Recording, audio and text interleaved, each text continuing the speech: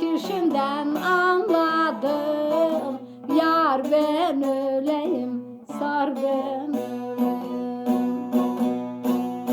Oluk oluk döküşünden anladım.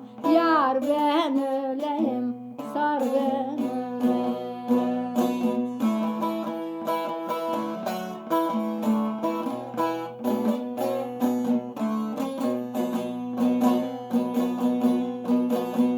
Dedi sana yandım yandım, köz oldum, köz oldum.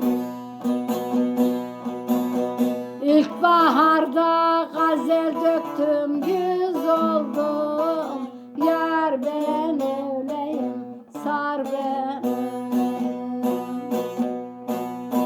İlkbaharda gazel döktüm, güz oldum. Yar ben öleyim, sar ben öleyim.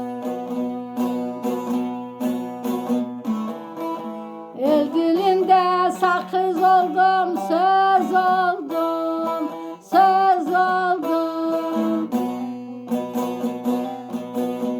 İşli işli çekişinden anladım. Yar ben öleyim, sar ben öleyim.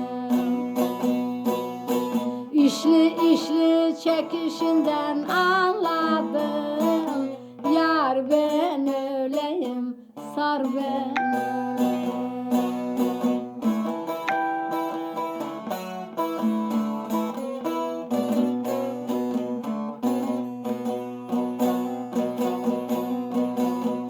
Elifçeğim aşkı onda gördüm ben, gördüm ben. Solan gülü yeşertip de derdim ben. Yar ben öleyim, sar ben öleyim. Solan gülü yeşertip de derdim ben. Yar ben öleyim, sar ben öleyim.